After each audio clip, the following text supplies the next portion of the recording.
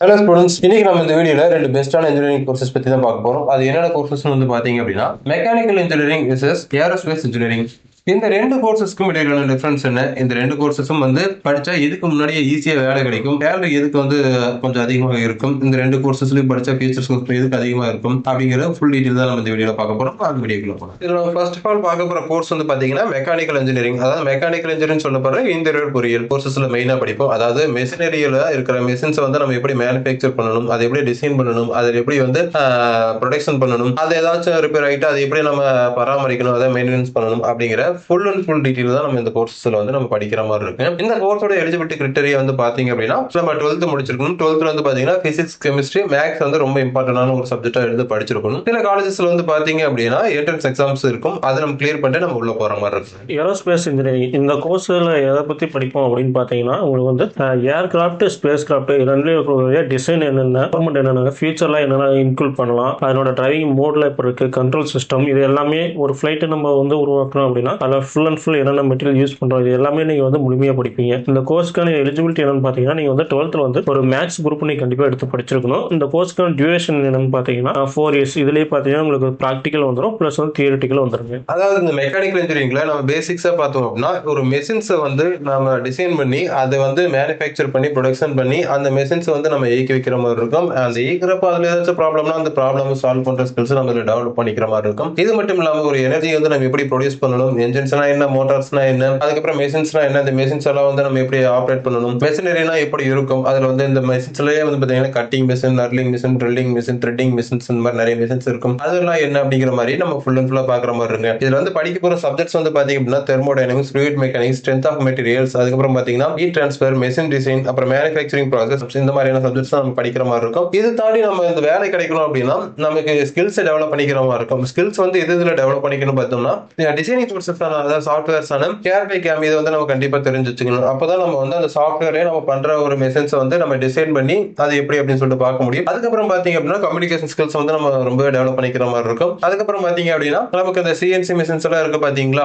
அதையும் வந்து நம்ம கோடிங்லாம் கத்துக்கிட்டு அதையும் வந்து ஆப்ரேட் பண்ற மாதிரி இருக்கும். ஸோ இதுல எல்லாம் ஸ்கில்ஸ் டெவலப் பண்ணிக்கிட்டா நமக்கு ஈஸியா ஜாப்ஸ் கிடைக்கும். இந்த கோர்ஸ் படிக்கிறதுக்கான ஒரு ஃபீஸ் ஸ்ட்ரக்சர் வந்து பாத்தீங்கன்னா மினிமம் 50-60 இருந்து அதிகபட்சம் 2 லட்சம் வரலுமே இருக்கு, அதுக்கு மேலேயும் இருக்கு. அது எந்த விதமான கல்லூரிகள்ல சேர்றோம் அப்படிங்கிறது பொறுத்து இருக்குங்க. ஓகே, நான் முடிச்சோன்னே வெளியே வந்துட்டேன், எனக்கு ஈஸியா வேலை கிடைச்சிருமா, வேலை கிடைச்சா எனக்கு சேலரி எவ்வளவு இருக்குன்னு சொல்லிட்டு பாத்தீங்கன்னா உங்களுக்கு மினிமம் சேலரி பெர் ஆனம் 2.5 லேக்ல இருந்து 3.5 லேக் வரலுமே இருக்கு. நீங்க வந்து ஒரு வெல் எக்ஸ்பீரியன்ஸ்டு காயா இருந்து ஒரு பெரிய லெவல்ல இருக்கிற ஒரு கம்பெனில பெரிய ஜாப் பொசிஷன்ல இருக்கீங்க அப்படின்னா உங்களுக்கு வந்து பெர் ஆனம் 8 லேக்ல இருந்து 12 லேக் வரலுமே இருக்குங்க. ஏரோஸ்பேஸ் பொறுத்த வரைக்கும் எந்த மாதிரி ஸ்கில்ஸ்லாம் நீங்க வளர்த்திக்கணும் அப்படின்னா, ப்ராப்ளம் சால்விங் ஸ்கில்ஸ்ங்கிறது வந்து ரொம்ப ரொம்ப ஒரு முக்கியமானது ஒன்று. அதாவது பாத்தீங்கன்னா இப்போ ஃபிளைட்லயோ இல்லை வந்து ஒரு டிசைன்ல ஏதோ ஒரு ப்ராப்ளம் ஏற்பட்டுச்சுன்னா அதாவது சால்விங் ஸ்கில்ஸ் நீங்க ரொம்பவே நடத்திக்கணும். அதே மாதிரி சாஃப்ட்வேர்ல பாத்தீங்கன்னா அதை வடிவமைப்பு பண்றீங்க பாத்தீங்களா, அதுக்கு உண்டான ப்ரோக்ராமிங் டூல்ஸ், இதுக்கு உண்டான ஸ்கில்ஸ்லாம் நீங்க ரொம்ப வளர்த்திக்கணும். அதோட அவேர்னஸ் சொல்லுவாங்க, பாதுகாப்பு முறைகள், அது வந்து நீங்க ரொம்ப ரொம்ப முக்கியமான ஒண்ணுங்க. அதையும் நீங்க வந்து ஒரு ஸ்கில்ஸாக நிறைய வளர்த்திக்கணும்.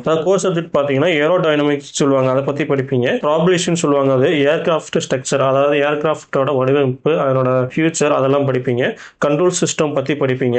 அடுத்து பாத்தீங்கன்னா ஸ்பேஸ் கிராஃப்ட் டிஃபென்ஸ், ஏவியனிக்ஸ் சொல்லுவாங்க, அதை பத்தி படிப்பீங்க. அது மட்டும் இல்லாம அந்த ஃபிளைட் யூஸ் ஆகிற ஏரோநாட்டிக்கல் இன்ஜினியரிங்ல என்னென்ன படிப்பீங்க அந்த கோர்ஸ் சப்ஜெக்ட் எல்லாம் பாத்தீங்கன்னா இதுலயுமே வருங்க. அதாவது மேனுஃபேக்சரிங் பத்தியும் படிப்பீங்க, எலக்ட்ரிக்கல் சைடும் படிப்பீங்க. எல்லாமே நீங்க வந்து ஏரோஸ்பேஸ் இன்ஜினியரிங் வந்து கலந்து படிப்பீங்க. இந்த கோர்ஸுக்கான ஃபீஸ் ஸ்ட்ரக்சர் எந்த மாதிரி இருக்குன்னு பாத்தீங்கன்னா, காலேஜஸ் பொறுத்து உங்களுக்கு வந்து ஒரு 70-80,000 இருந்து ஸ்டார்ட் ஆகி, அதாவது 70,000-80,000 இருந்து ஸ்டார்ட் ஆகிங்க 1 லேக் 1.5 லட்சம் to 2 லட்சத்துல கூட உங்களுக்கு வந்து காலேஜஸ் பொறுத்து ஃபீஸ் ஸ்ட்ரக்சர் இருக்கு. அடுத்து நீங்க இதை முடிச்சுட்டு நீங்க ஒரு ஜாப்புக்கு போறீங்க அப்படின்னா அந்த ஜாப்போட பெர் ஆனம் சேலரி எப்படி இருக்குன்னு பாத்தீங்கன்னா, பெர் ஆனம் பாத்தீங்கன்னா உங்களுக்கு வந்து 4 லேக்ல இருந்து ஸ்டார்ட் ஆகுங்க. 4, 5, 6 அந்த மாதிரி உங்களுக்கு வந்து எக்ஸ்பீரியன்ஸை பொறுத்து நீங்க ஒர்க் பண்ற பிளேஸை பொறுத்து உங்களுக்கு வந்து சேலரி வந்து பேஸ் வந்து உங்களுக்கு சேஞ்ச் ஆகிட்டே இருக்குங்க. நம்ம இந்த மெக்கானிக்கல் இன்ஜினியரிங் முடிச்சிட்டோம், அடுத்த கவர்மெண்ட் ஜாப்ஸ்க்கு போகணும் அப்படின்னு சொல்லி பாத்தீங்கன்னா நம்ம கவர்மெண்ட் ஜாப்ஸ் பொறுத்தவரை டிஃபென்ஸ், அதாவது டிஆர்டிஓ, ஆர்மி, இதுக்கெல்லாம் போலாங்க. அதுக்கப்புறம் பாத்தீங்கன்னா பப்ளிக் செக்டரான நம்ம இந்த பிஹெச்எல், ஓஎன்ஜிசிசி, அப்புறம் என்டிபிசி, கெயில், ஹால், இஸ்ரோ, இந்த மாதிரி இதுக்கு போலாங்க. அப்புறம் பப்ளிக் செக்டர் தாண்டி பேங்கிங் செக்டார் போகலாம், அப்புறம் ரயில்வேஸ்க்கு போகலாம், அதுக்கப்புறம் பாத்தீங்கன்னா முனிசிபல் கார்பரேஷன்ஸ்க்கு போகலாம், ரிசர்ச் இன்ஸ்டிடியூஷன் சொல்லப்படுற பார்க்கு, அதுக்கப்புறம் பாத்தீங்கன்னா சிஎஸ்ஐஆர் இந்த மாதிரி இதுக்கெல்லாம் போலாங்க. அதுக்கப்புறம் பிரைவேட் செக்டார் பொறுத்தவரையிலும் உங்களுக்கு வந்து பாத்தீங்கன்னா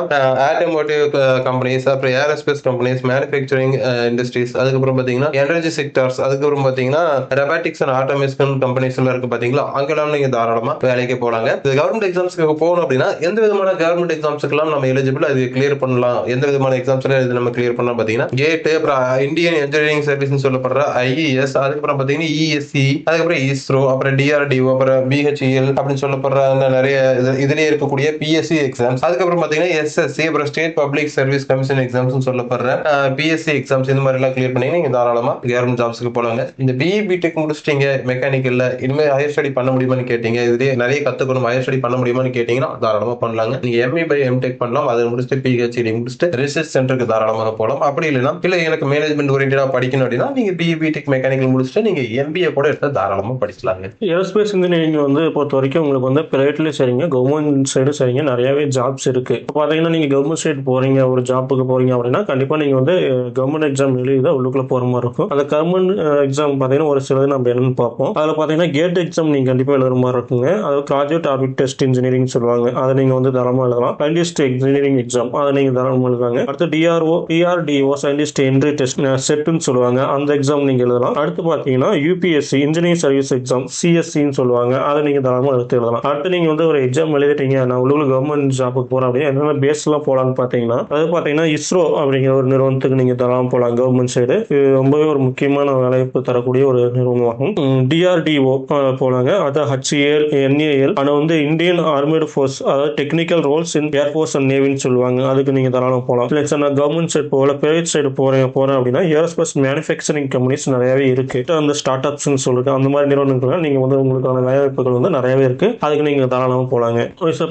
நீங்க வந்து ஏரோஸ்பேஸ் முடிச்சிட்டீங்க, அடுத்து வந்து நான் ஜாப்புக்கு போகல, ஹையர் எஜுகேஷன் பண்றேன் அப்படின்னா நீங்க தாராளமா எடுத்து பண்ணலாம். அதாவது மாஸ்டர் ப்ரோக்ராமா பாத்தீங்கன்னா அட்வான்ஸ் ஏரோஸ்பேஸ் இன்ஜினியரிங் வந்து நீங்க எடுத்து பண்ணலாம். அது மட்டும் இல்லாம ஆஸ்ட்ரோனாட்டிக் ஸ்பேஸ் டெக்னாலஜி அந்த மாதிரி நீங்க பண்ணலாங்க. மாஸ்டர் முடிச்சுட்டு பிஹெச்டி சைடு ரிசர்ச் சைடு போறேன் அப்படின்னா ஃபர்தர் ஸ்பெஷலைசேஷன் நீங்க எடுத்து பண்ணலாம். அதாவது space tech, robotics, advance avians, இதை பத்தி நீங்க வந்து ஒரு ரிசர்ச்சா நீங்க தாராளமா எடுத்து பண்ணலாங்க. ஓகே ஸ்டூடெண்ட்ஸ், நம்ம மெக்கானிக்கல் இன்ஜினியரிங்கும் ஏரோஸ்பேஸ் இன்ஜினியரிங்கும் இடையிலான ஒரு டிஃபரன்ஸ் என்ன, சேலரி எப்படி இருக்கும், ஃபியூச்சர் ஸ்கோப் எப்படி இருக்கும், இந்த பாடத்திட்டங்கள் வந்து எப்படி இருக்கும், அப்புறம் நமக்கு வேலை வாய்ப்புகள் வந்து எப்படி இருக்கும் அப்படிங்கிற மாதிரி எல்லா விஷயங்களும் நம்ம இந்த வீடியோல பார்த்தோம். இதுல ஏதாச்சும் உங்களுக்கு டவுட்ஸ் இருந்தா தாராளமா எங்களுக்கு கால் பண்ணுங்க, நாங்க உங்களுக்கு வந்து டீடைல்ஸ் சொல்றோம். இந்த மாதிரி வீடியோஸ் உங்களுக்கு தொடர்ந்து வேணும்னா தொடர்ந்து நம்ம சேனலை ஃபாலோ பண்ணுங்க.